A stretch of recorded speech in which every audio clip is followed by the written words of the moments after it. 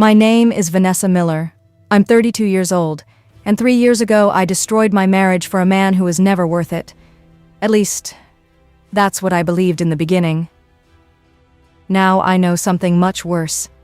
My husband never forgave me. He just waited patiently for the perfect moment to destroy my entire life. I met Ethan Miller when I was 24. Back then, Ethan was calm, intelligent, and painfully loyal. The type of man who remembered every tiny thing about you. Your favorite coffee order, your bad days, the songs you secretly loved. He made me feel safe. And honestly, maybe that became the problem. Because safe love doesn't always feel exciting when you're immature enough to mistake chaos for passion. We were married for 6 years. And for most of them, Ethan truly loved me. I know that now. The way he worked overtime so we could buy our dream house, the way he held me during anxiety attacks, the way he trusted me completely. God, that trust is what still haunts me most, because while Ethan was building a future for us, I was slowly destroying it behind his back. The affair started at my marketing company. His name was Caleb Foster, confident, charming, dangerous, the kind of man who knew exactly what to say to lonely women. At first it felt harmless. Late-night conversations, private jokes, lingering eye contact during meetings. Then one night after a company party, everything crossed the line. And once it started, I couldn't stop. For almost 8 months, I lied to Ethan constantly. Fake work meetings, fake girls' nights, fake excuses. Meanwhile, my husband kept loving me like an idiot who believed loyalty still existed. Sometimes Ethan would kiss my forehead before work while I secretly texted another man minutes later. Looking back now, I genuinely hate the person I became during that time. But eventually, secrets always rot through relationships. And one rainy Thursday night, everything finally collapsed. I came home around midnight expecting Ethan to already be asleep. Instead, he was sitting alone in the kitchen, lights off, phone in front of him. And the second I saw my messages open on the screen, my stomach dropped instantly. For several seconds, neither of us spoke. Ethan just stared at me quietly, not angry, not screaming. That somehow felt worse. Then finally, he asked softly, "How long?" God, I still hear his voice sometimes, completely broken. I started crying immediately, trying to explain, trying to apologize, trying to blame loneliness and emotional distance and every selfish excuse cheating people use when they finally get caught. But Ethan barely reacted. He just listened silently while staring at the floor. Then finally he asked one final question. "Did you ever love me at all?" That question destroyed me, because despite everything, I did love him, in some broken, selfish way. I truly did. I expected screaming, divorce papers, anger, hate, but Ethan simply stood up slowly and said, "I hope he was worth it." Then he walked upstairs quietly. And honestly, that silence terrified me more than rage ever could, because in that moment, something inside my husband died. And I had no idea yet that Ethan Miller had already started planning his revenge. After Ethan found the messages, I thought my marriage was over. Honestly, it should have been. I spent the entire night crying in our bedroom expecting divorce papers by morning. But Ethan never screamed, never broke anything, never even insulted me. That silence scared me more than hatred ever could. The next morning, Ethan acted strangely calm, almost too calm. He made coffee quietly, asked if I wanted breakfast, even kissed my forehead before leaving for work, like nothing happened. And honestly, that terrified me. Because normal people explode after betrayal, they don't become quieter. For the next few weeks, Ethan barely mentioned the affair again. He simply said, "If we're fixing this, then we move forward." At the time, I felt relieved. I thought maybe I'd gotten unbelievably lucky. Maybe my husband loved me enough to forgive me. Maybe we could still save our marriage somehow. God, I was so stupid. I cut Caleb out of my life completely, blocked his number, left the company, started therapy, And slowly, Ethan and I started rebuilding things. Or at least, that's what I believed. We went on dates again, watched movies together, even laughed sometimes. From the outside, we looked normal again. But something about Ethan felt different now, cold underneath the kindness. Like he was emotionally standing 10 feet away from me all the time. Then strange things started happening. Small things at first. My closest friends slowly stopped talking to me. One of them randomly asked, "Did Ethan ever tell you what he sacrificed for your marriage?" I didn't understand what she meant, but over time, I noticed people looking at me differently, like they knew something I didn't. Meanwhile, Ethan became wildly successful almost overnight. Promotions, investments, business partnerships. Everything in his life suddenly started improving. And weirdly, he stopped needing me emotionally at all. Before the affair, Ethan used to tell me everything. Now, he kept huge parts of his life private, not suspiciously, strategically. One night I woke up around 3 a.m. and noticed Ethan sitting alone downstairs in the dark, just staring at his laptop. When I asked what he was doing, he closed it immediately and smiled softly. Work stuff. But something about his eyes felt wrong. Not angry, focused. Like a man patiently building something. Months passed. Then one evening, Ethan surprised me with expensive reservations at the exact restaurant where we had our first date years ago. Candles, wine. Perfect atmosphere. For the first time since the affair, I genuinely believed maybe we had survived the worst part. Maybe love really could recover. Then dessert arrived, and Ethan suddenly slid a folder across the table calmly. I frowned. "What's this?" His expression never changed. "Open it." My hands started shaking immediately. Inside the folder were printed screenshots, bank records, private photos, messages. Not from my affair, from my entire life, including conversations I barely even remembered having years ago. My stomach dropped instantly. "Ethan, what is this?" He leaned back calmly, and for the first time in months, I saw real emotion in his eyes again. Hatred. Then Ethan smiled softly and whispered, "You thought I forgave you?" Every hair on my body stood up instantly, because suddenly, I understood something horrifying. My husband never spent the last year rebuilding our marriage. He spent it preparing to destroy me completely. Couldn't breathe properly. My hands shook while I stared at the folder spread across the restaurant table. Private messages, financial records, screenshots, photos. Years of my life organized perfectly like evidence in a criminal investigation. And Ethan just sat there, calmly sipping wine while watching me fall apart. "Why do you have all this?" I whispered. Ethan smiled slightly. Not warmly, coldly. "Because trust doesn't come back after betrayal, Vanessa." My chest tightened instantly.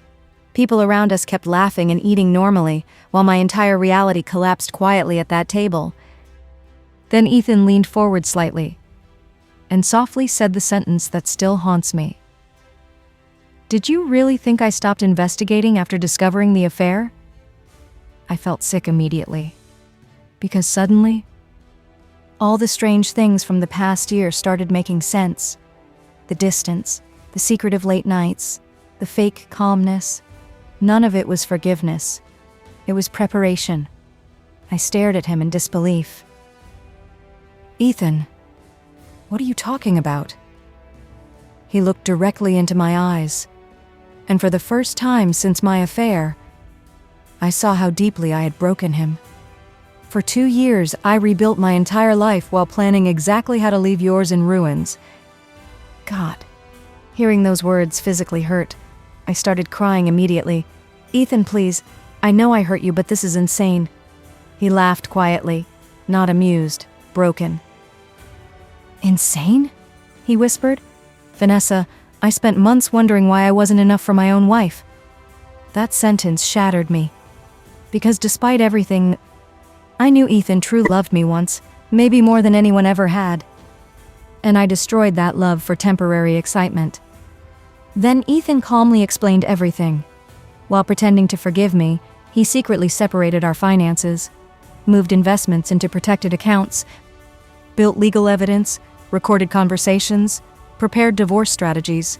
Even worse, he slowly exposed pieces of my affair privately to people around us over time, not publicly enough to destroy me immediately, just enough to change how people viewed me permanently. Strategic humiliation, careful revenge, patient revenge. "You planned this for years?" I whispered. Ethan nodded slowly. "Every single detail." Tears rolled down my face instantly, because the man sitting across from me no longer felt like my husband. He felt like someone emotionally rebuilt by pain into something colder. Then Ethan handed me another envelope. Inside were divorce papers, official, finalized, prepared perfectly. I stared at them silently while my vision blurred. "You already made your decision." Ethan's expression never changed. "You made it first." That sentence hit harder than anything else all night, because deep down, he was right. Then Ethan leaned closer one final time and quietly whispered, "I loved you enough to forgive almost anything, Vanessa, except humiliation." The pain in his voice sounded real, raw, like some part of him still hated himself for loving me at all. I finally broke completely, crying openly inside the restaurant while people stared around us. "Ethan, please, don't do this." But Ethan simply stood up calmly, adjusted his suit, and placed money on the table.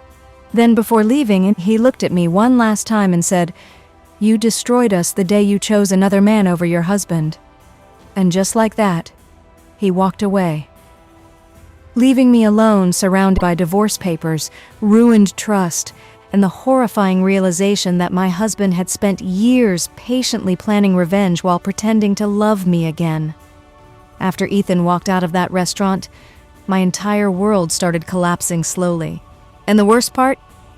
He never screamed, never threatened me, never publicly humiliated me. He destroyed me quietly, strategically, like someone finishing a long-term plan exactly the way they intended. The divorce became official 2 months later, and somehow Ethan controlled every detail perfectly. The house? Gone. Most shared investments? Protected legally months earlier. Even mutual friends slowly disappeared from my life one by one. At first, I didn't understand how. Then reality finally hit me. Ethan had been preparing long before I even realized our marriage was truly over. People looked at me differently now, not openly hateful. Worse, disappointed. Like I had become one of those women people secretly judge but politely smile at anyway. Some friends stopped inviting me places completely. Others only contacted me to ask invasive questions about the affair. Meanwhile, Ethan stayed completely silent publicly. That somehow made everything worse. Because while I looked messy and emotional, he looked calm, successful, and dignified. The betrayed husband everyone sympathized with. Then one night I made the mistake of checking Ethan's social media. Big mistake. He looked happier than I'd seen him in years. Business trips, luxury events, new business partners. And worst of all, comments filled with people praising how strong he was after betrayal. My stomach twisted painfully reading them, because none of them knew the truth. Ethan didn't survive heartbreak. He transformed it into revenge. A few weeks later, I ran into one of Ethan's old friends at a coffee shop. At first, the conversation felt normal.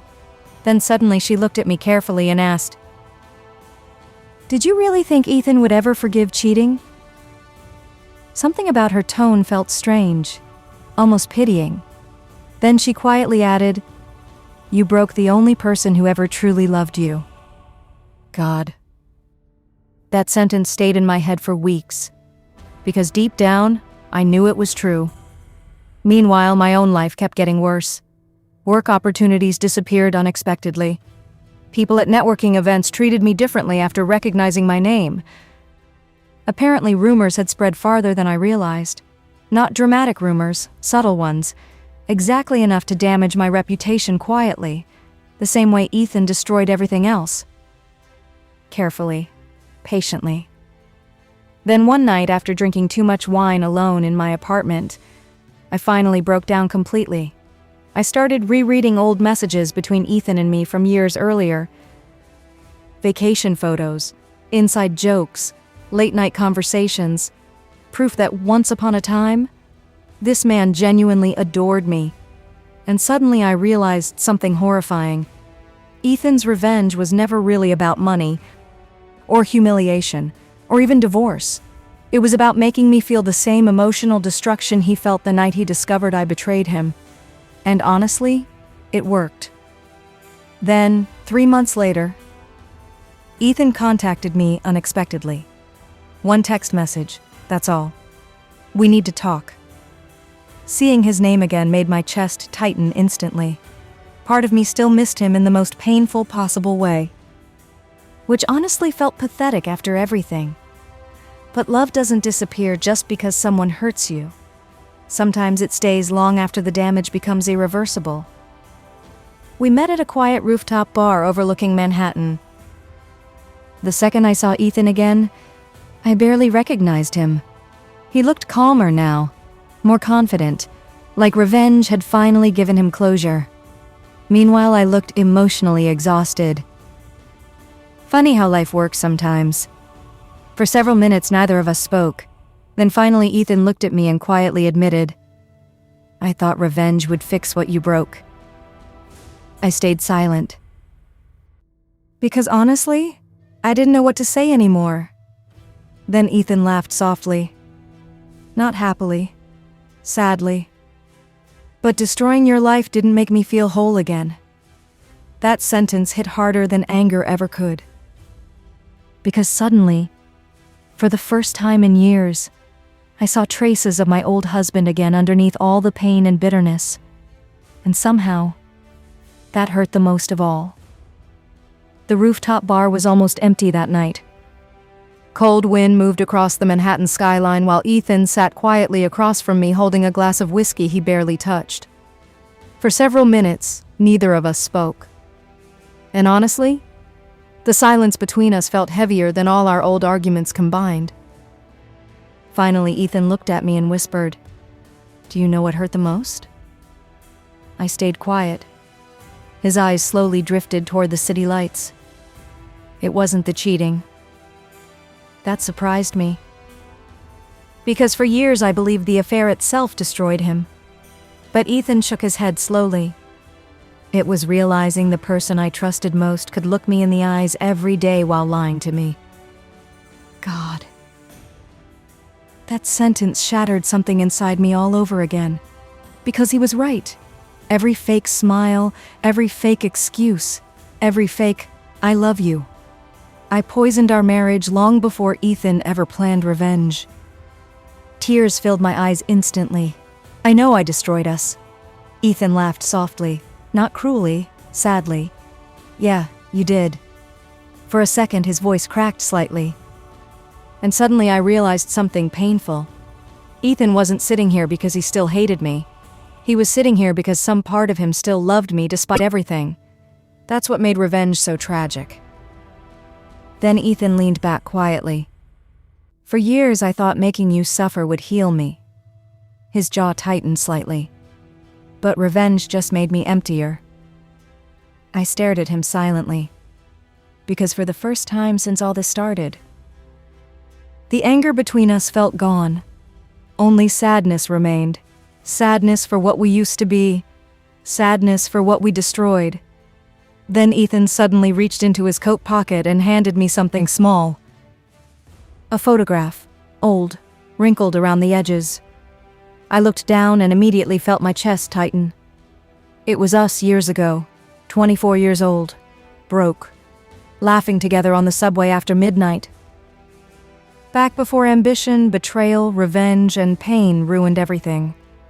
Back when love still felt simple. Ethan smiled weakly while looking at the photo. I carried this for years. My throat tightened painfully. Because despite everything, part of him never fully let me go. And honestly, neither did I. Then Ethan looked directly into my eyes one final time. "I forgive you, Vanessa." I broke, instantly crying. Not because forgiveness fixed anything, but because I knew how much pain those words cost him. After everything, he still chose peace over hatred. But then Ethan quietly added, "That doesn't mean we belong together anymore." And deep down, I already knew that. Some damage changes love permanently. Sometimes two people destroy each other too deeply to ever rebuild what they had. We sat together silently for a while longer, watching Manhattan glow below us. Then finally, Ethan stood up slowly. And before leaving, he whispered something I'll probably remember for the rest of my life. "I spent years planning revenge because losing you broke me, but in the end, revenge broke me too." Then he walked away quietly into the night. And this time, I knew he was truly gone forever. It's been 2 years since that conversation. Ethan eventually moved to Chicago and rebuilt his life completely. I heard he's successful now. Peaceful too. And honestly, I hope that's true. As for me, I learned something painful from all this. Sometimes the worst punishment isn't revenge. It's living forever with the memory of the person you hurt before you realized how much they truly loved you. And sometimes, by the time forgiveness finally arrives, love is already gone.